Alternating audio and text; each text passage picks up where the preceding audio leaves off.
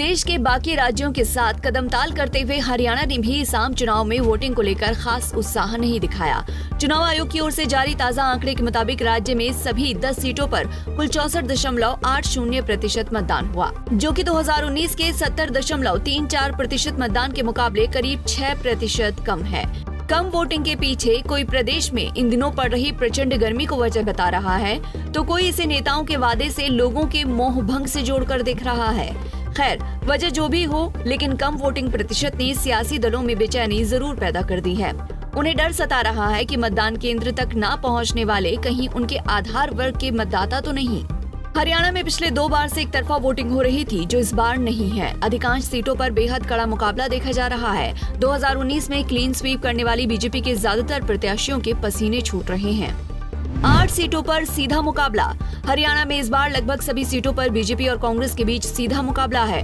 पूरा चुनाव इन्हीं 2 दलों के उम्मीदवारों के इर्द गिर्द घूमा है। हालांकि 2 सीटें ऐसी जरूर हैं जहां त्रिकोणीय और चतुष्कोणीय मुकाबला होने के आसार हैं। इनमें पहली सीट है कुरुक्षेत्र की, जहां से इनेलो के प्रधान महासचिव अभय चौटाला मैदान में हैं। वहीं दूसरी सीट है हिसार, जहां से चौटाला खानदान के 3 सदस्यों के अलग अलग पार्टियों से मैदान में उतरने के कारण चुनाव चतुष्कोणीय होता नजर आ रहा है। तो चलिए मतदान के बाद अब सभी सीटों पर क्या समीकरण बन रहे हैं, उस पर चर्चा करते हैं। करनाल। सबसे पहले बात करते हैं करनाल लोकसभा सीट की, जहां पिछली बार बीजेपी ने इतनी बड़ी जीत हासिल की थी कि पूरे देश में इसकी चर्चा हुई। यहां से हरियाणा के पहले भाजपाई मुख्यमंत्री होने का तमगा हासिल करने वाले मनोहर लाल खट्टर मैदान में हैं। पंजाबी समुदाय से आने वाले खट्टर के सामने कांग्रेस ने इसी समुदाय से आने वाले अपने 31 वर्षीय युवा नेता दिव्यांशु बुद्धिराजा को उतारकर मुकाबले को रोचक बना दिया है। इस सीट पर शनिवार को 63.74% मतदान हुआ, जो कि पिछले बार के मुकाबले 5% कम है। हालांकि बीजेपी इसे प्रदेश में सबसे सुरक्षित सीट मानकर चल रही है। रोहतक।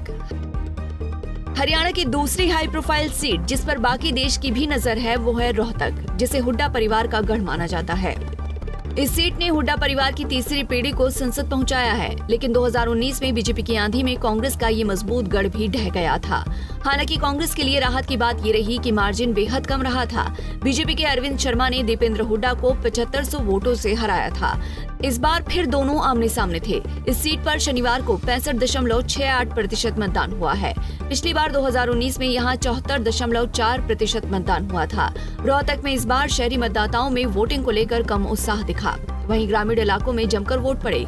ये बीजेपी के लिए शुभ संकेत नहीं है, क्योंकि पिछली बार बीजेपी को शहरी क्षेत्रों से ही लीड मिली थी। हिसार। चौटाला परिवार के 3 सदस्यों के चुनावी मैदान में उतरने से हिसार केंद्र में है। यहाँ बीजेपी की ओर से रणजीत चौटाला, जेजेपी से नैना चौटाला और इनेलो से सुनैना चौटाला कैंडिडेट हैं। वहीं कांग्रेस ने जयप्रकाश उर्फ जेपी को प्रत्याशी बनाया। हिसार में इस बार 65.27% वोट पड़े। पिछली बार यानी 2019 में 72.43% मतदान हुआ था। सियासी जानकारों की माने तो शहरों में जहां बीजेपी का जोर चला, तो गांवों में कांग्रेस की ओर हवा दिखी। जेजेपी और इनेलो जो भी वोट हासिल करेंगे, उसे कांग्रेस के लिए नुकसान माना जा रहा है। कुरुक्षेत्र। धर्मनगरी कुरुक्षेत्र में 3 हैवीवेट प्रत्याशियों के उतरने से मुकाबला त्रिकोणीय बनता नजर आया, लेकिन वोटिंग आते आते ये 2 आमने सामने की लड़ाई में तब्दील हो गया। बीजेपी के नवीन जिंदल और कांग्रेस समर्थित आप प्रत्याशी सुशील गुप्ता के बीच बेहद कड़ा मुकाबला बताया जा रहा है। इनेलो प्रत्याशी अभय चौटाला मुख्य लड़ाई की रेस से बाहर बताए जा रहे हैं। कुरुक्षेत्र में इस बार 67.01% मतदान हुआ, जबकि पिछली बार यहाँ 72.46% वोट पड़े थे। शाहबाद, रादौर और लाडवा, जहाँ से कांग्रेस के विधायक हैं, वहाँ अच्छी वोटिंग हुई है। भिवानी महेंद्रगढ़ लोकसभा सीट पर इस बार 65.39% मतदान हुआ। पिछली बार यहाँ 69.87% मतदान हुआ था।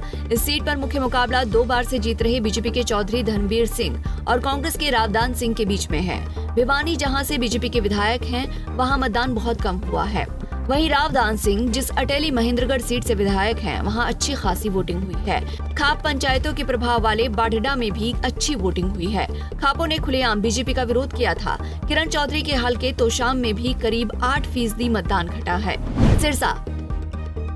किसान आंदोलन से सबसे ज्यादा प्रभावित होने वाला पंजाब से सटा सिरसा इस बार प्रदेश में सबसे ज्यादा वोटिंग वाला रहा। चुनाव आयोग के आंकड़ों के मुताबिक यहाँ 69.77% मतदान हुआ। हालांकि पिछली बार के मुकाबले करीब 7% कम है। सिरसा में इस बार शहरी इलाकों से अधिक ग्रामीण इलाकों में वोटिंग हुई, जो कि बीजेपी के लिए शुभ संकेत नहीं है।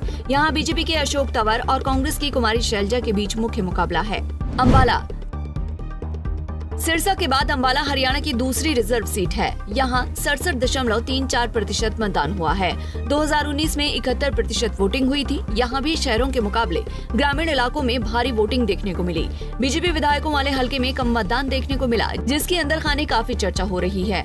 अम्बाला में बीजेपी की बंतो कटारिया और कांग्रेस के वरुण चौधरी के बीच मुख्य मुकाबला है। सिरसा की तरह अम्बाला में भी ग्रामीण इलाकों में भाजपा प्रत्याशियों को किसानों के विरोध का सामना करना पड़ा था। सोनीपत में 63.44% मतदान हुआ। 2019 में यहाँ 70.12% मतदान हुआ था। सोनीपत में बीजेपी कांग्रेस दोनों ने ब्राह्मण प्रत्याशियों पर दांव खेला है। भाजपा ने राई विधायक मोहनलाल बड़ौली तो कांग्रेस ने सतपाल ब्रह्मचारी को टिकट दिया। सोनीपत में भी शहरी क्षेत्र के मुकाबले ग्रामीण इलाके में ज्यादा मतदान देखने को मिला, जो कि बीजेपी के लिए चिंता की बात है। फरीदाबाद में इस बार 60.52% मतदान हुआ है, जो कि 2019 के मुकाबले लगभग 4% कम है। बीजेपी ने पिछली बार यहाँ बहुत बड़ी जीत हासिल की थी, जो कि देश में तीसरी बड़ी जीत थी। फरीदाबाद में इस बार जाट और मुस्लिम बाहुल्य इलाकों में बम्पर वोटिंग हुई है। जाटों ने खुलेआम बीजेपी का विरोध करने का ऐलान किया था। यही वजह है कि कांग्रेस इसे अपने पक्ष में मान रही है। फरीदाबाद में बीजेपी की ओर से केंद्रीय मंत्री कृष्णपाल गुर्जर और कांग्रेस के महेंद्र प्रताप के बीच सीधा मुकाबला है। गुरुग्राम लोकसभा सीट पर इस बार मुख्य मुकाबला केंद्रीय मंत्री और बीजेपी के प्रत्याशी राव इंद्रजीत सिंह और कांग्रेस उम्मीदवार राज बब्बर के बीच है। इस सीट पर 62.03% मतदान हुआ है, जो कि 2019 के मुकाबले करीब 7% कम है। अहीर बेल्ट में बम्पर मतदान से बीजेपी खुश है। हालांकि मेव बाहुल्य इलाके में भी अच्छा मतदान हुआ है। बता दें कि हरियाणा समेत सभी राज्यों की लोकसभा सीटों के नतीजे 4 जून को आएंगे। नेताओं की जीत और हार के दावे की हकीकत उसी दिन पता चल पाएगी। आपकी इस पर क्या राय है, कमेंट कर जरूर बताएं। Bureau report, Punjab Kesari TV. हमसे जुड़े रहने के लिए हमारे YouTube चैनल को सब्सक्राइब करें और नई वीडियो की नोटिफिकेशन के लिए बेल आइकॉन को दबाएं। अगर आप ये वीडियो Facebook पर देख रहे हैं तो लाइक जरूर करें और ज्यादा से ज्यादा शेयर करें। धन्यवाद।